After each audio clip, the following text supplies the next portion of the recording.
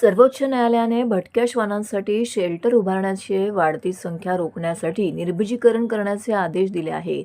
मात्र ठाणे महानगरपालिकेकडून अद्याप शेल्टर उभारण्यात आलेलं नाहीये. तसेच ठाणे महानगरपालिकेकडून एकही दवाखाना चालवला जात नसून निर्बीजीकरण गेल्या अनेक वर्षापासून बंद आहे. शिवाय निर्बीजीकरणाच्या नावाखाली रस्त्यावरून उचललेले श्वान हे गायब होत असल्याची माहिती राष्ट्रवादी काँग्रेस शरदचंद्र पवार पक्षाचे जिल्हाध्यक्ष मनोज प्रधान यांनी पत्रकारांशी बोलताना दिली आहे. गेल्या अनेक दिवसांपासून ठाणे शहरातील भटक्या श्वानांचा प्रश्न हा जटिल होऊ लागलेला आहे.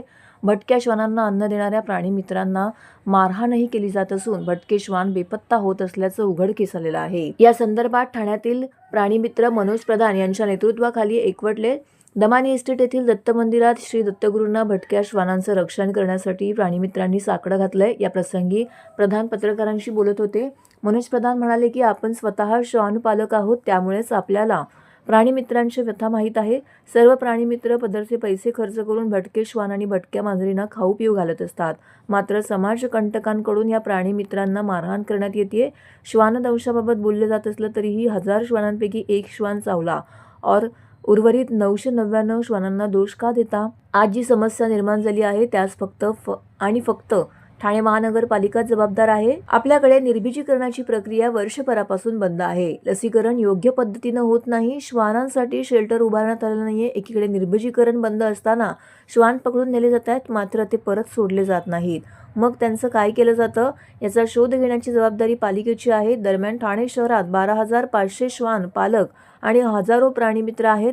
त्यामुळेच राष्ट्रवादी काँग्रेस शरदचंद्र पवार पक्षाच्या निवडणूक जाहीरनाम्यामध्ये श्वान निर्बीजीकरण, श्वानांसाठी दवाखाना, शेल्टर आणि लसीकरणाचा मुद्दा घेण्यात येणार आहे, असेही प्रधान यांनी म्हटले आहे. सर्वात प्रथम म्हणजे आज मी या ठिकाणी आलोय कारण काय तुम्ही बोलला तसं मी स्वतः एक कुत्र्याचा प्रेमी आहे. मी स्वतः एका कुत्र्याचा पालक आहे. त्यामुळे कुत्र्यांबद्दल प्रेम करणाऱ्यांपैकी मी एक आहे.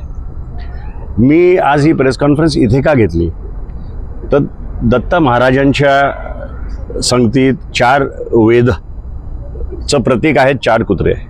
काळ भैरव जे दत्त महाराजांवर असतात त्याचं वाहन म्हणजे कुत्रे. तर म्हटलं आज मुद्दामून ही प्रेस कॉन्फरन्स आपण इथे घेऊया.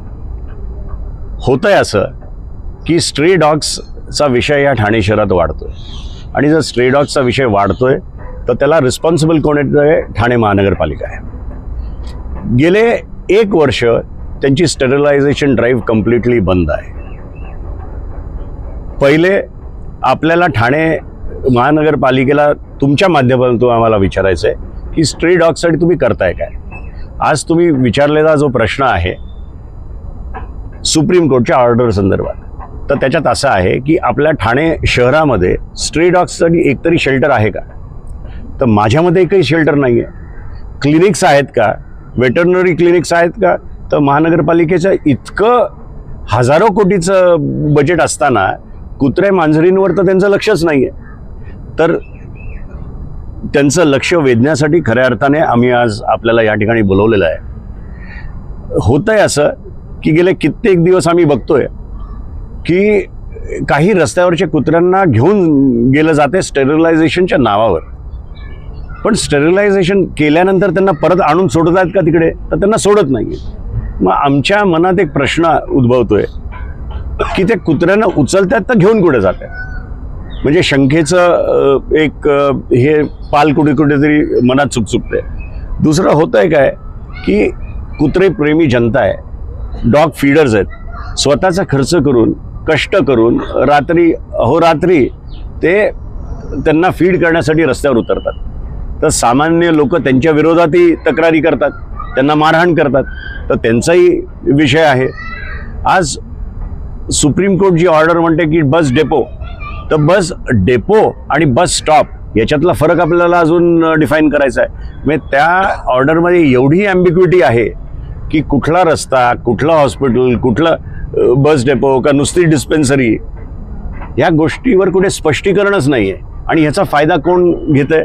तर जे डॉग हेटर्स आहेत ते काय ना काहीतरी आपल्याला एक सुप्रीम कोर्टची ऑर्डर दाखवायची आणि त्या अनुषंगाने जास्तीत जास्त कुत्र्यांना उचलायचं, हा प्रकार या ठाणे शहरात चाललाय. राष्ट्रवादी काँग्रेसच्या माध्यमातून मी एकच गोष्ट आपल्याला सांगू इच्छितो की येणाऱ्या इलेक्शनमध्ये राष्ट्रवादी काँग्रेसच्या मॅनिफेस्टोमध्ये आम्ही टाकू की डॉग्स कॅटसाठी एक चांगलं वेटरनरी हॉस्पिटल झालं पाहिजे. ओके, ही आमची प्रमुख मागणी आहे. स्टेरिलायझेशन प्रोसेस, नसबंदी, सगळ्या गोष्टींवर एक चांगलं आपलं ह्युमन रिसोर्सेस आपण दिले पाहिजेत आणि त्याचं अंमल कसं होईल ते आपल्याला सगळ्यांना बघितलं पाहिजे. आज हे सगळे जमलेली लोक आहेत, हे मनापासून एका रविवारच्या दिवशी आपला वेळ वाया घालवून जर येतात तर मनातनं त्यांना वाटतं म्हणून ते या ठिकाणी आलेले आहेत. मेरा नाम है रम्या नायर और मैं हूँ कल्पतरु सनराइज कोलचेत रोड से. बेसिकली अभी क्या हुआ है कि हमारे पास ऑलरेडी ABC रूल था, animal birth control rule, which was already there.